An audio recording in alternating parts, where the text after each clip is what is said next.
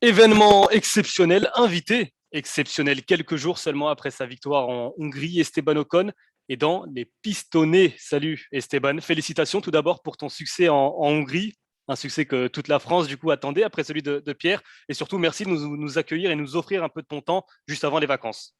Avec grand plaisir, avec grand plaisir. Je regarde de temps en temps vos vidéos. Voilà, je suis un peu les débriefs et ce qui se passe. Donc, non, avec grand plaisir merci à vous de m'accueillir en tout cas. On va tout de suite entrer dans le vif du sujet. Première question, pour nous les pistonnés en tout cas c'est la plus importante. À quoi ressemble une soirée à Budapest après avoir remporté son premier Grand Prix?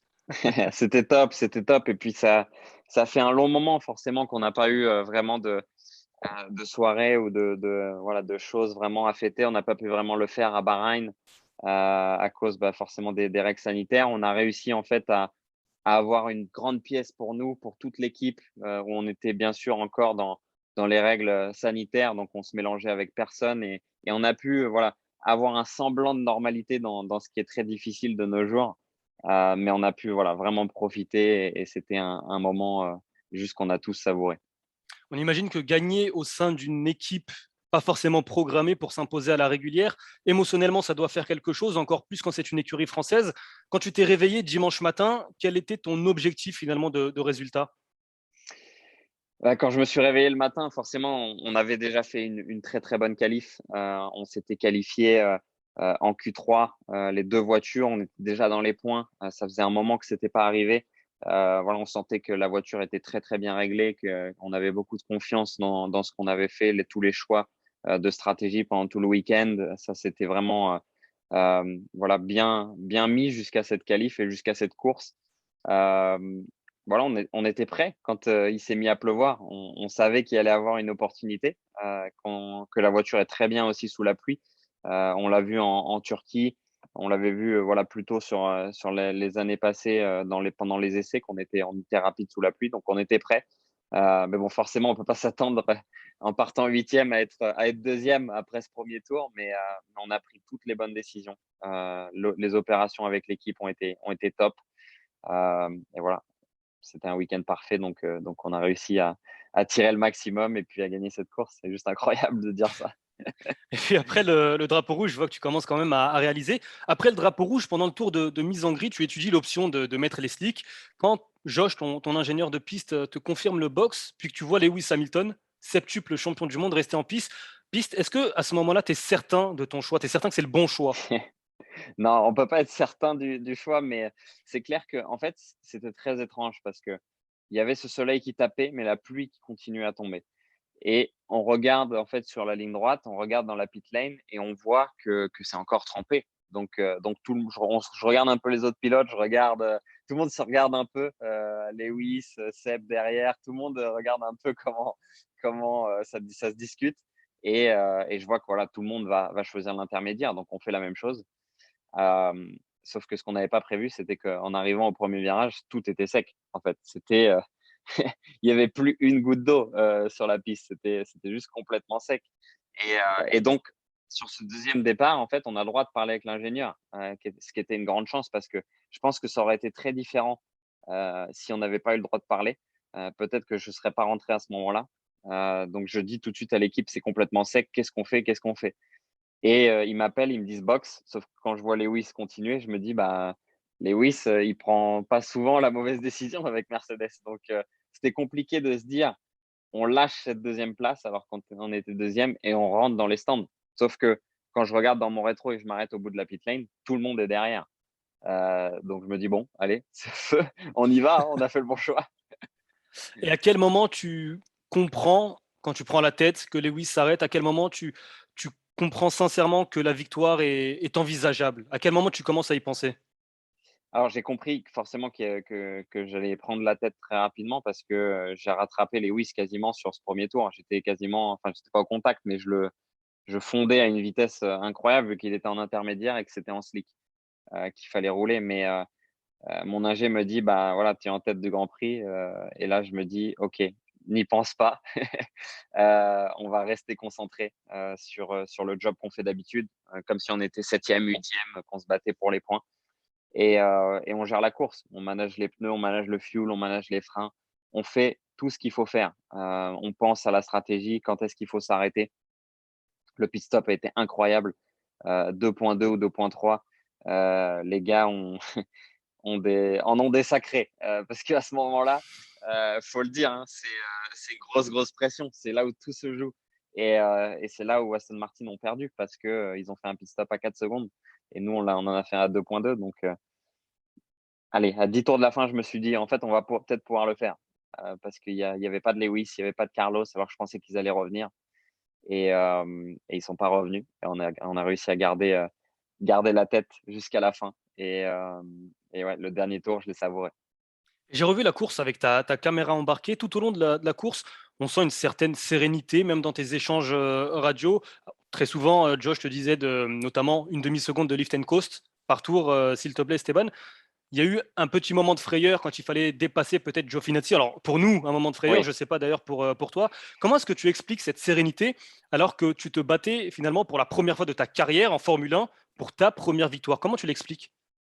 Alors, il y a eu une grande sérénité de la part de l'équipe et je pense que c'est ce qui m'a mis en confiance, vraiment, parce que le ton, en fait, de l'ingénieur est très important quand on est dans le moment en train de pousser comme ça, dans l'effort.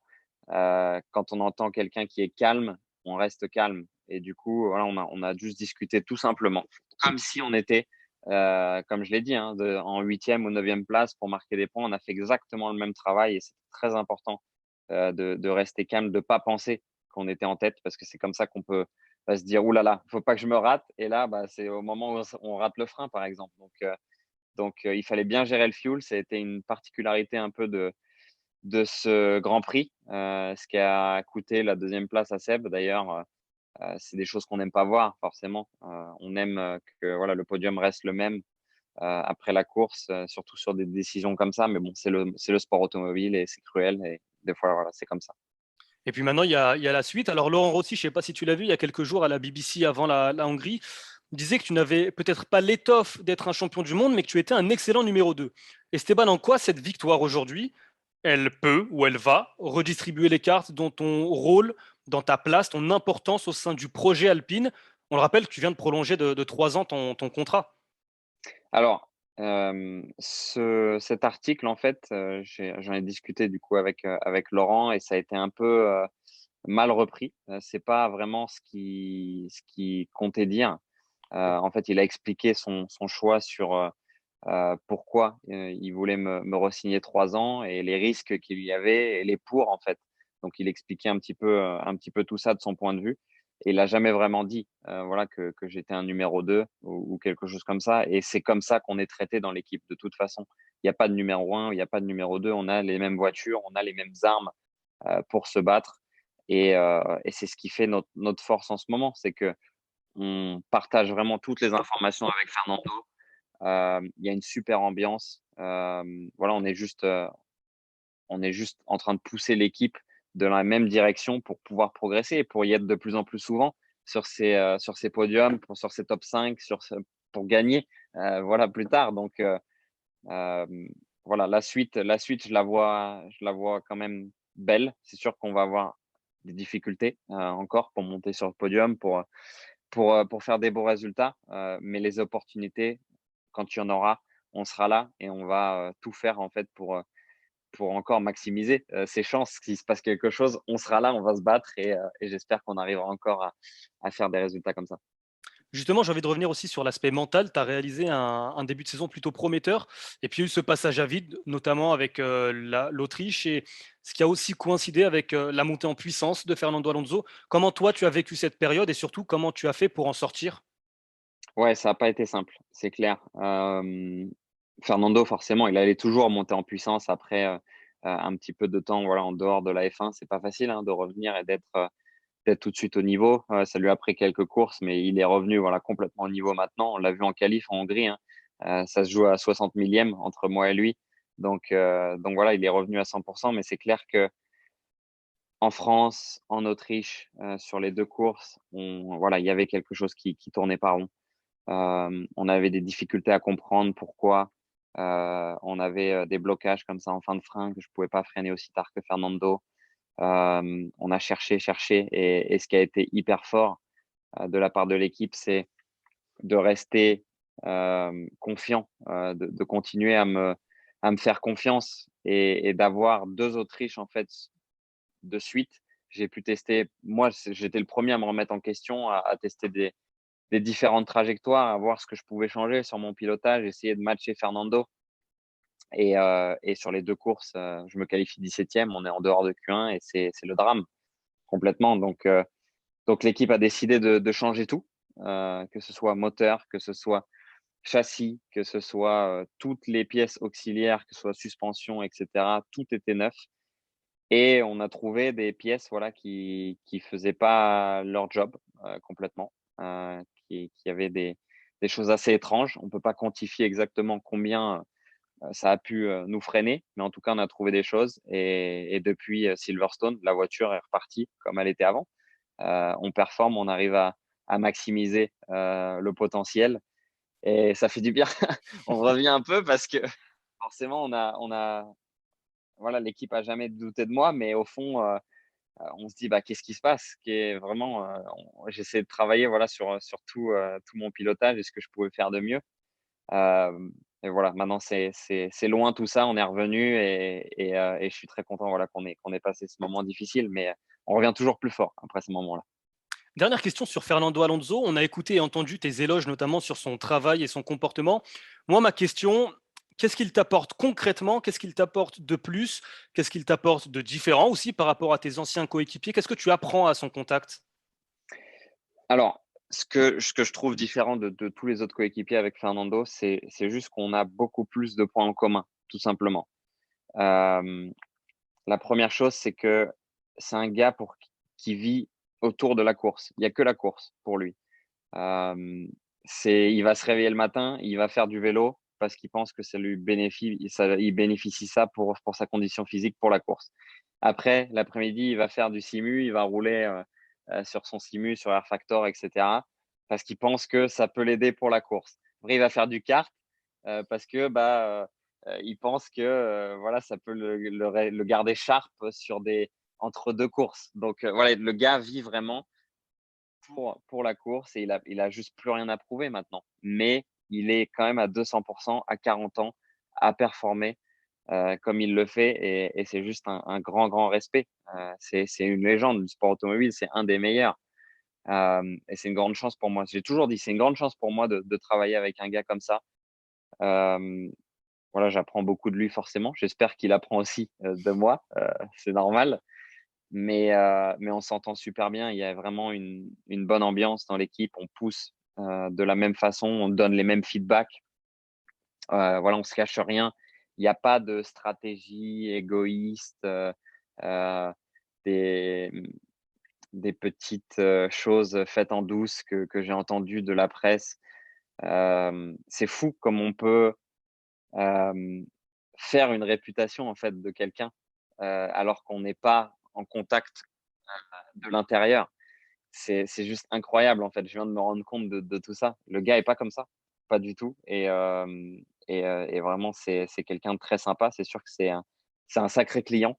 Heu, il me donne du fil à retordre, mais c'est très bien. C'est très bien parce qu'on pousse l'équipe, et aujourd'hui on est dans le même dixième en qualif depuis le début de l'année. Le ratio, il doit être vraiment, vraiment fin. Et tout ça, ça fait que, bah, on peut pousser, les gens autour de nous à faire encore mieux. Merci Esteban, merci infiniment de nous avoir accordé cet entretien. Dernière question, quand est-ce que tu viens nous présenter ton trophée sur le plateau des pistonnés? Alors, j'ai une réplique qui va arriver bientôt. J'ai pas le trophée parce que en fait, l'équipe m'a dit, «Bah, tu peux le garder, le trophée, c'est le tien» et j'ai dit: «Non, non, l'endroit où il doit être, c'est à Enstone, c'est à Viry». Hem, il doit être posé, voilà, sur le bureau, que tout le monde puisse le voir parce que c'est vraiment une victoire d'équipe. On l'a faite ensemble, avec les stratégies, avec les communications radio, avec Fernando. On l'a faite tous ensemble, cette victoire, donc elle revient à l'équipe, cette coupe et voilà, j'espère vous présenter bientôt, la belle réplique. Avec grand plaisir, tu viens quand tu veux. Merci Esteban, sincèrement. Merci Merci beaucoup. également à Alpine de nous avoir accordé cet entretien. On se retrouve très vite à Spa, en Belgique, pour le 12e rendez-vous de la saison. Mais d'abord, bonnes vacances à toi, bonnes Merci vacances beaucoup. à vous tous. Merci à tous de nous avoir suivis. Ciao, ciao.